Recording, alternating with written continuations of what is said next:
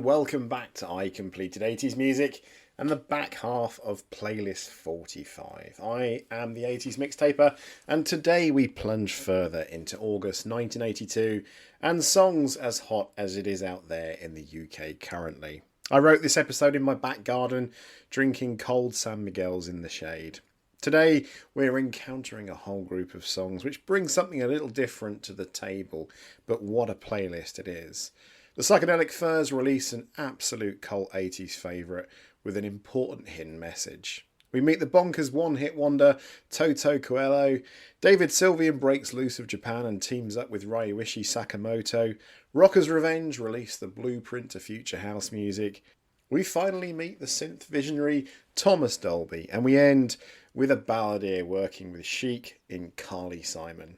As always, due to copyright laws, we can't play the songs in the pod, but to combat this minor inconvenience, you will find playlists for both Spotify and Apple Music in the episode description, which will take you straight to the songs so you can flip between the pod and the music and play along. If you're enjoying the show and want to support me as a creator, please do buy me a coffee on my Buy Me a Coffee link, which you can also find in the episode description. And if you can tickle the subscribe and review buttons as well, it all helps. Anyway, let's get back to the music.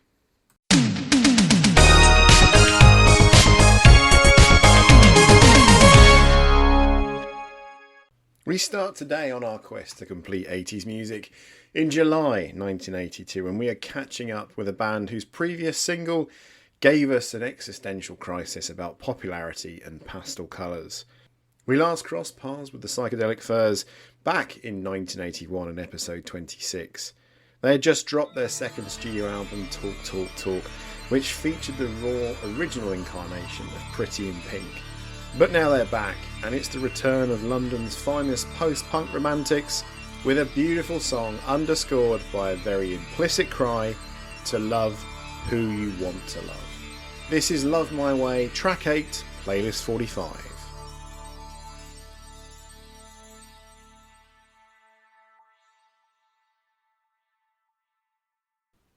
For the Furs, Pretty in Pink had been a critical high watermark, but it also left the band at a major crossroads. Their original six-piece wall of sound lineup began to fracture. Guitarist Roger Morris and saxophonist Duncan Kilburn departed the group, leaving the core unit of singer Richard Butler, his brother Tim Butler on bass, guitarist John Ashton, and drummer Vince Eli. Faced with a sudden downsize, the remaining quartet decided to pack their bags, cross the Atlantic, and completely overhaul their sonic blueprint. They threw a massive curveball by hiring legendary musical polymath Todd Rundgren to produce their third studio album, Forever Now. Rundgren holed them up at his own Utopia sound studio in Woodstock, New York. He immediately began chiselling away at their abrasive post-punk grit, steering them towards a lush, expansive alternative pop landscape. The absolute crown jewel of these sessions was Love My Way. The track is instantly recognisable due to a hypnotic, hollow wooden riff. Interestingly, that hook was never supposed to sound the way it does. In the original band demo, that specific melody was written for an entirely different instrument. However, Rundgren happened to physically own a marimba that was sitting unused in the studio room. Instead of renting specialised equipment, he casually suggested they give the wooden bars a whack. Rundgren played the marimba himself, and that happy accident transformed into the signature element of the track. Adding to the glorious studio eccentricity, Rundgren brought in Mark Voldman and Howard Kalin. If those names don't ring a bell, they are better known as Flo and Eddie, the principal vocalists behind the 1960s pop band The Turtles. Instead of using them for conventional harmonies, Rundgren deployed their voices like a thick synthesizer patch, blending them in to a dense wash of sound that hovers under the choruses and floats through the track's distinctive outro. But the real shining gemstone in this track is the lyrical content. Richard Butler was writing with a remarkably explicit, compassionate purpose. While the general public in 1982 danced to it as a broad anthem of individualism, Butler explicitly stated the true meaning in a 1983 interview with Cream magazine. It's basically addressed to people who are fucked up about their sexuality and says, don't worry about it. It was originally written for gay people. delivered with his gravelly, raspy snare, lyrics like "Swallow all your tears, my love, and put on your new face. You can never win or lose if you don't run the race," served as an early defiant post-punk beacon of solidarity for people who were struggling to come to terms with who they were in an era when being gay was really tough. When CBS released the single on July the 2nd, 1982, it did not immediately set the world on fire. It stalled on the UK singles chart at number 42. Boosted by heavy rotation on a young MTV, it became their first ever track to crack the US Billboard Hot 100, peaking at number 44. It found its true contemporary home in alternative dance clubs, hitting number 40 on the US Dance Club Play chart. Meanwhile, New Zealanders completely lost their minds over it, sending the song all the way to number 9. However, it achieved immortality in its use in film. The song is featured in the 1983 film Valley Girl and appears on the soundtracks of the 1998 film The Wedding Singer and the 2006 film Starter for 10. It was introduced to a new generation via the 2017 film Call Me By Your Name, perfectly mirroring the movie's summer 1983 setting and its narrative of sexual identity. Next, we move on to a band who are really hungry, it seems. Perhaps not for success, but for the taste of something entirely different. What a single this one is. This one is a guilty pleasure, and it is a one-hit wonder. So, you are walking into a nightclub and the air smells like a combination of heavy hairspray, brute, spilled cheap cider, and absolute structural chaos. The new wave era is fracturing into a dozen different subgenres, and right at this very second, the British music charts are being hijacked by 5 women wearing brightly coloured shredded plastic bin bags. They are chanting about consumption. Not capitalistic consumption, mind you, but actual literal culinary consumption. They're telling you over a driving hyperactive synthetic rhythm that you look good enough to boil in a pot.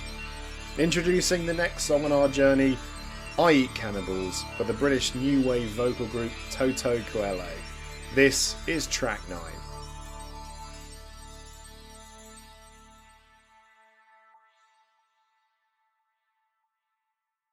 Before we perfectly season our leg of man, get it, we have to meet the mastermind behind the buffet. The group was entirely masterminded, assembled and produced by a man named Barry Blue.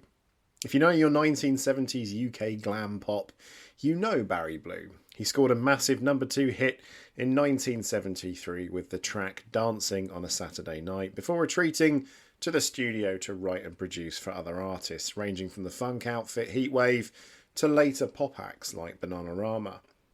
By 1981, Blue wanted to construct a theatrical, highly visual, all-female pop group.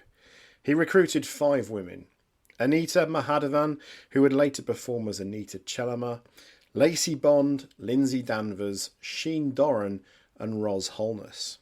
If that last name rings a bell for UK trivia buffs, yes, Ros Holness was the actual daughter of Bob Holness, the beloved host of the UK British television game show Blockbusters. The group needed a name that sounded unforgettable. They chose Toto Coelo, a Latin phrase translating roughly to by the whole extent of the heavens or utterly completely. Band member Sheen Doran famously clarified the choice, noting that it meant things like heart and soul or totally different, adding that because it was a strange sounding and hard to pronounce name, it would stick firmly in people's minds. The group's very first studio effort in 1981 was actually a re-recorded cover of the Buggles track Videotech, written and produced by Trevor Horn. However, their version remained entirely unreleased, and as we know from episode 43, the song went on to become a major hit for the pop duo Dollar in 1982 instead. Following this false start, Toto Coelo pivoted to an original track written by Paul Gredus, Roy Nicholson, and Barry Blue himself. That song was I Eat Cannibals. Released as their debut single on the Radical Choice label in July 1982, the song was a tactical assault of design-forward silliness and infectious rhythms. It explicitly borrowed the pseudo-exotic global beat rhythmic style made popular by acts like Bow Wow Wow. When the single was packaged for their eventual 1983 studio album, Man of War, the track was split into two pieces.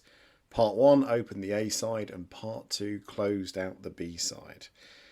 The song became an immediate international success. It climbed all the way to number 8 on the UK charts and became a massive number 4 smash in Australia. However, when the song crossed the Atlantic to the US in early 1983, the band ran into a major branding crisis. Even though we haven't encountered them yet, you may know that there was already a massive American rock band named Toto ruling the airwaves with songs like Africa and Rosanna. They just hadn't crossed over to the UK yet. To completely avoid legal threats and consumer confusion, the group was officially renamed Toto Coelo in the United States. Under this modified moniker, the single peaked at number 66 on the Billboard Hot 100. Unfortunately, the heavy rotation of their trash bag-clad music videos couldn't sustain momentum. Great video, by the way, do check it out on YouTube. The follow-up single, Dracula's Tango, stalled out at number 54 in the UK charts later that year.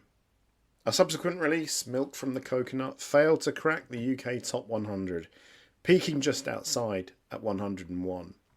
The group dissolved a few years later, around 1985, leaving behind a singular studio album and one brilliantly bizarre, cannibalistic footprint on the landscape of 1980s pop culture, proving that while fame can be fleeting, a great hook can really chew up the charts before the public loses its appetite. And the weirdly inventive songs keep coming in this ep. We now return to a world post the band Japan. We're stepping into a pivotal summer of synth pop, a transition point where the architecture of the 1980s music landscape feels like it's about to shift its weight again. Later in the year, we will meet Boy George and Culture Club, Tears for Fears and Wham, but we're not there quite yet. Up until this specific moment in July 1982, we've only encountered David Sylvian as the frontman and visual anchor of the British art rock band Japan. If you're a frequent flyer with this pod, you will know that they were a group that spent the late 70s and early 80s transforming from trashy glam rock outcasts into the architects of highly sophisticated Eastern-influenced electronic music.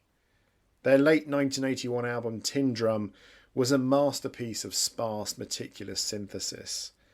But by the time that record's commercial and critical wave peaked, the internal structural joints of the band were already cracking under intense pressure. David Sylvian was looking for an exit strategy, or at least an alternative canvas. He needed a creative environment where he didn't have to carry the collective identity of a four-piece rock outfit on his shoulders. This brings us to his very first venture as a solo artist away from the band. He didn't walk into a studio alone. Instead, he paired up with a musical peer who was navigating an identical cross-cultural trajectory. That peer was Ryuichi Sakamoto, the visionary keyboardist and programmer of Japan's premier electronic pioneers, the Yellow Magic Orchestra. The two men had cross-pollinated once before when Sakamoto contributed keyboards to the track Taking Islands in Africa on Japan's 1980 album Gentlemen Take Polaroids.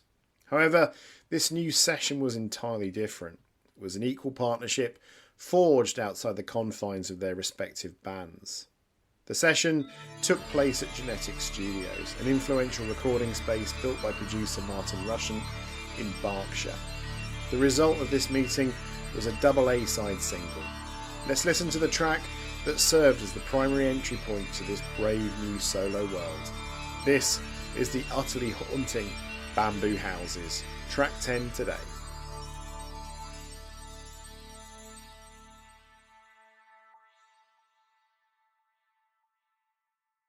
We return to the story of a song that sounds exactly like its title. Fragile, beautifully constructed and distinctly organic, despite being built almost entirely out of cold, state-of-the-art Japanese microchips. When David Sylvian decided that Japan would split, the band was still contractually committed to the final autumn tour and the mixing of a live album. Yet, in the midst of that winding down process, Sylvian escaped to create Bamboo Houses. The track was built around a shared sonic philosophy. As Sylvian later reflected in a 1987 interview with Sound on Sound, he had deeply admired Yellow Magic Orchestra from the very first record, noting a striking similarity in approach to sound between Sakamoto's group and his own. Ryuichi Sakamoto handled the primary keyboards, marimba and intricate keyboard programming using a Roland MC4 microcomposer. David Sylvian provided the main vocals, matching synthesizer lines and additional keyboard programming. To keep a thread of familiar rhythm, they brought in Japan's own Steve Jansen to handle the intricate percussion and electronic drum programming. The single was co-produced and engineered by Steve Nye, the steady studio hand who had previously engineered Tin Drum.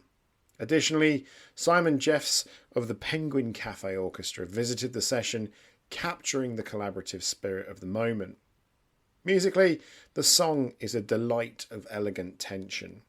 It avoids the heavy driving dance beats of Western synth pop in favour of a stuttering polyrhythmic groove. Sakamoto's marimba patterns dance over sparse, clicking electronic pulses, creating an open space that sounds like an architectural blueprint. Over this delicate framework, Sylvian delivers a brief, haunting vocal refrain. His lyrics paint a picture of physical and emotional fragility. All the buildings I have loved are barely standing. All the children too young and thin sing bamboo music. The single was officially released by Virgin Records on July the 23rd, 1982. Sylvian took total control of the visual aesthetic, designing the sleeve layout himself, which featured striking photography by Yuka Fuji. Despite its deeply avant-garde, non-commercial structure, the British public bought into the atmosphere.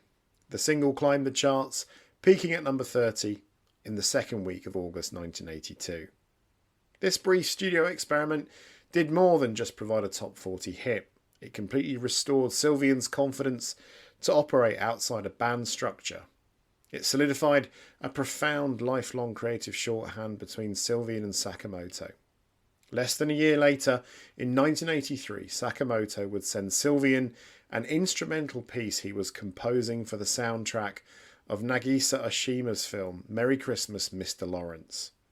Sylvian would write lyrics to that melody, resulting in Forbidden Colours, a song that would eclipse Bamboo Houses commercially and formally launch Sylvian's legendary solo career, a song we'll definitely hear on this pod.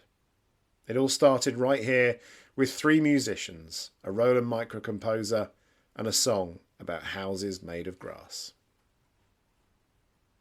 A third piece of innovation? Why not? How about the sound of something which sounds like what dance music will become by 1986?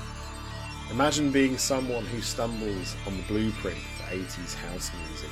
Good lord. Let's get straight into this one. This song is another absolute classic. Let's listen to Walking on Sunshine by Rocker's Revenge. This is track 11.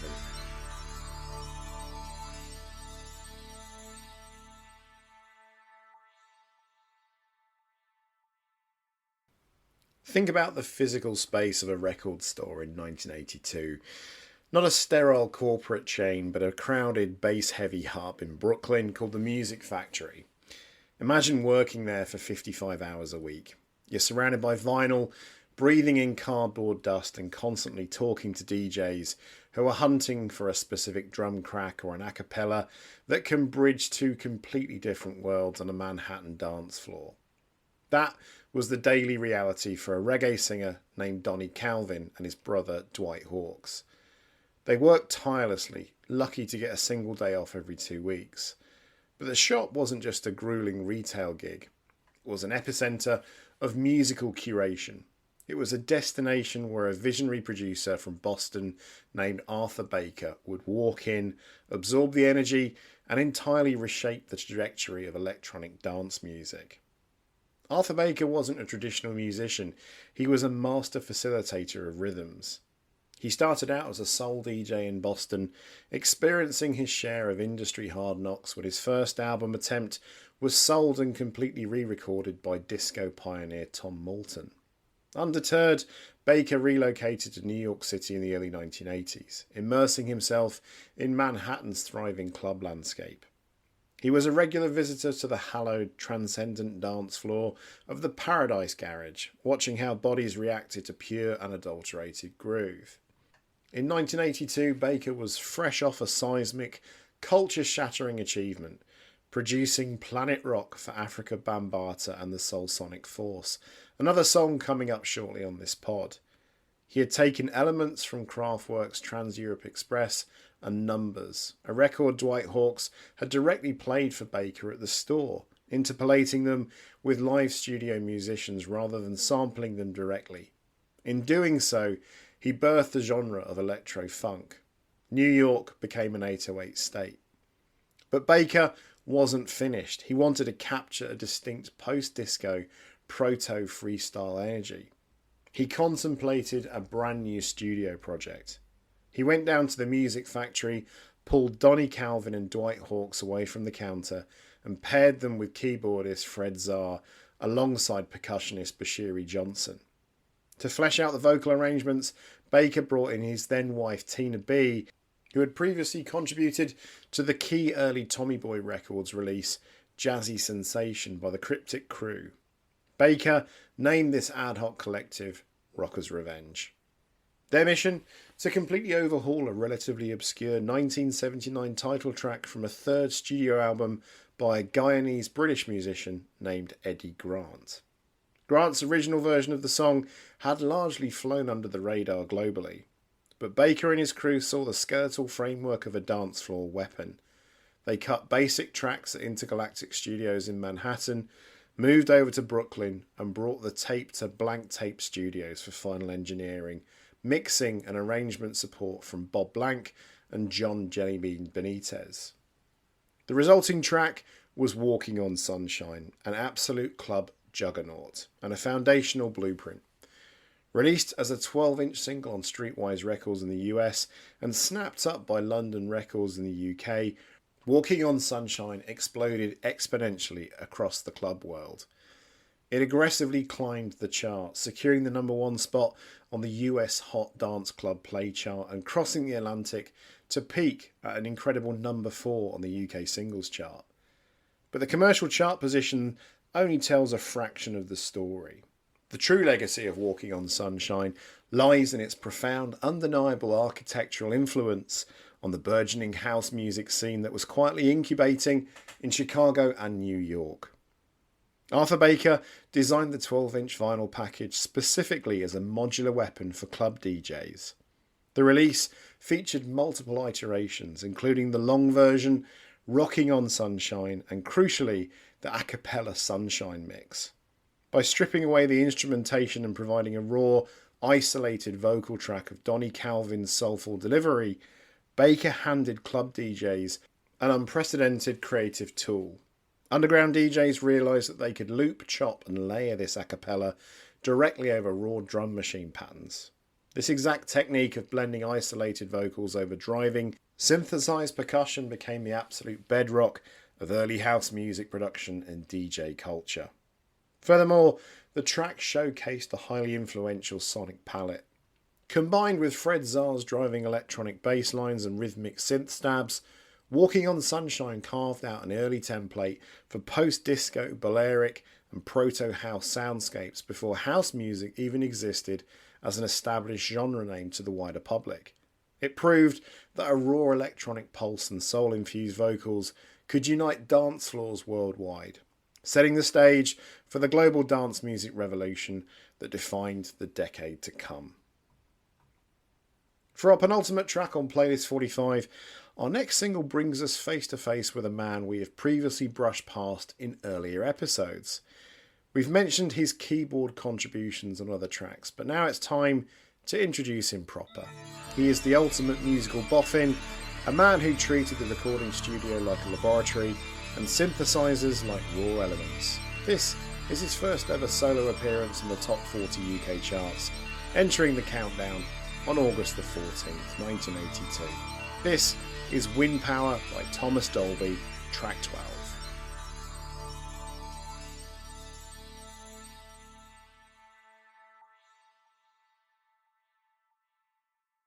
Before that cold synthetic wind and the sharp bleeps of Morse code filled your headphones, Thomas Dolby was already building a formidable reputation behind the scenes.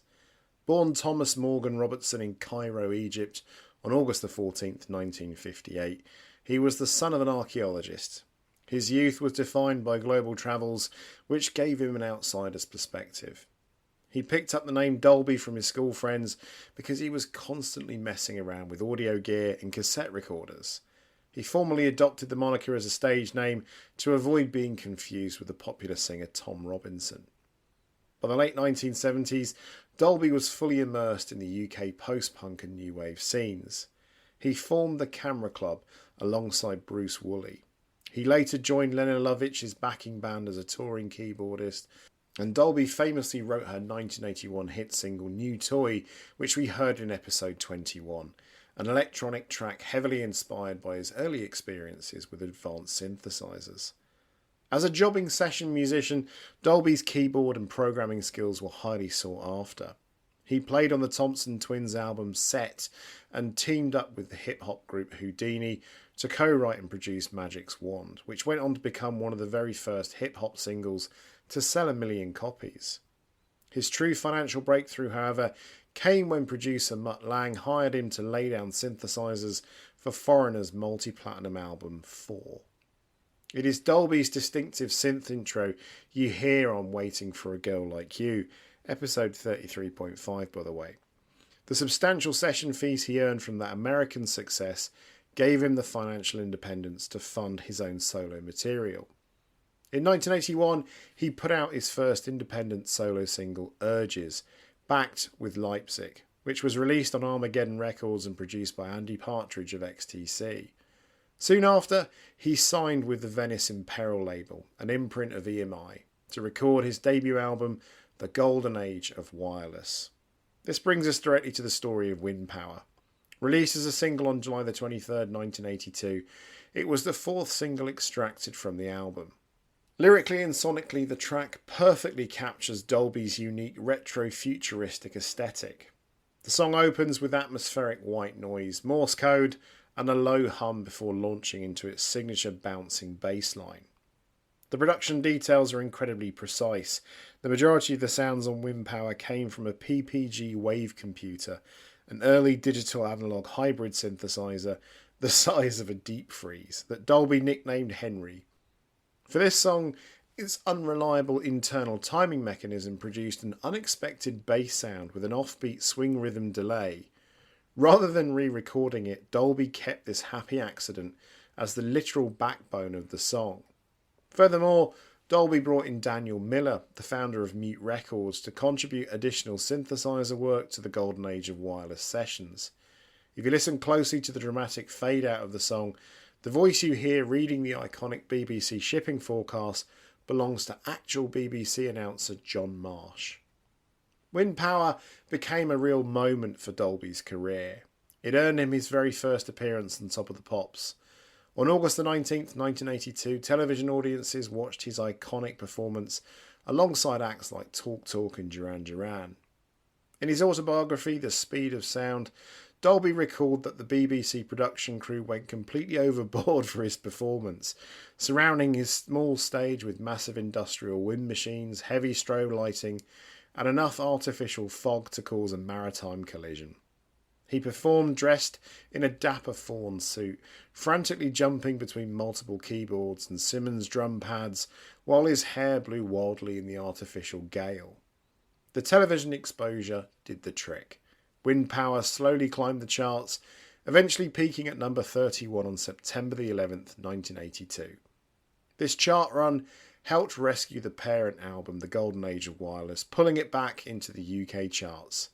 This modest success laid the foundation for the massive international explosion that would follow just months later, when a resequenced version of the album spawned She Blinded Me with Science, a song that would be massive in the US. We end today in Playlist 45 with an artist who we will meet just twice on this pod, but both times will be for astoundingly great music. What happens when a foundational figure of the 1970s confessional singer-songwriter movement walks into a studio with the architects of New York disco. You get a musical pivot that completely baffled American radio programmers, but absolutely caught on across Europe. We are talking about a track that takes acoustic-leaning introspective heartbreak and drops it straight into a minimalist, reggae-tinged funk groove. The song is Why, and the performer is Carly Simon. This is track 13, our final song today.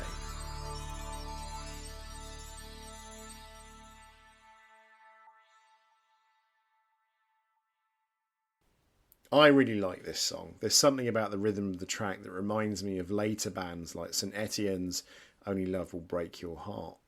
Before we get to the legendary bass line on this song, let's start with how Carly Simon reached the 80s. Born in New York City on June the 25th, 1943, Carly grew up surrounded by Manhattan's cultural elite. Her father, Richard L. Simon, was a prominent co-founder of the publishing giant Simon & Schuster. He was also a classic pianist, and her mother Andrea was a civil rights activist and singer. Carly struggled with a severe stutter during her youth, which led her to pursue singing as a vital means of self-expression. In the 1960s, she began her professional musical path alongside her sister Lucy as part of the folk duo the Simon Sisters. By 1971, Simon launched her solo career with a self-titled debut album. It produced the top 10 hit That's the Way I've Always Heard It Should Be, but her status as a superstar was firmly solidified in 1972 with the release of the global anthem You're So Vain. The song went straight to number 1 on the Billboard Hot 100 chart. That same year, she married fellow rock icon James Taylor. The couple became a dominant force on the charts with collaborative tracks like their 1974 hit duet Mockingbird. Throughout the late 70s, Simon continued to secure hit records, including the iconic 1977 James Bond theme song, Nobody Does It Better. However, as the 1980s arrived, her commercial momentum started to shift. Her 1981 album Torch saw her taking a break from original compositions to cover classic pop standards. Her marriage to Taylor was fracturing under heavy strain, eventually leading to their divorce in 1983. It was during this commercial and personal crossroads in 1982 that she took a completely unexpected creative detour, collaborating with the production masterminds behind Chic. The song Why was written, arranged and produced by Nile Rodgers and Bernard Edwards, the two characters we've met many times before, with their own band Chic and also with Diana Ross. The origin of this tracking session traces directly back to a movie soundtrack. Record executive Jerry Greenberg was launching his Atlantic Records imprint, Mirage Records. He tasked Rodgers and Edwards with producing an entire soundtrack album for a 1982 comedy film titled Soup for One. While the movie itself bombed completely at the box office, the accompanying soundtrack album reached 168 on the Billboard 200 Albums chart and number 42 on the Black Albums chart. The album featured contributions from major artists like Teddy Pendergrass, Sister Sledge and Debbie Harry. Greenberg wanted Carly Simon for one of the tracks. Rodgers and Edwards crafted a completely unique sonic landscape for her, deliberately merging late disco rhythms, new wave synths and a distinctive reggae-tinged bass line. Simon delivered a bittersweet vocal performance, directly questioning a lover with the central phrase, "Why does your love hurt so much?" When the single was released in the United States in 1982, it failed to make a major commercial impact. It debuted at number 89 on the Billboard Hot 100 on July the 17th, 1982, and peaked at number 74 on August the 7th, spending only 6 weeks on the chart. American pop radio simply did not know what to do with a reggae funk song sung by Carly Simon. However, across the Atlantic Ocean, the reception was entirely different. The track became a massive hit in Europe. It climbed all the way to number 10 on the UK singles chart and enjoyed an 18-week run in the British charts. The second life of Why is where the true legacy was cemented. Legendary DJ Larry Levin began spinning the track to packed crowds at New York's iconic Paradise Garage Club. By 1989, the song transitioned into an underground classic on the shores of Ibiza, becoming a foundational anthem of the Balearic dance music scene. Its deep groove left an undeniable mark on hip-hop and electronic music, famously sampled by DJ CJ McIntosh for the Y edit of A Tribe Called Quest's iconic track Bonita Applebum. It just shows what can happen when disparate musical worlds collide. What a song.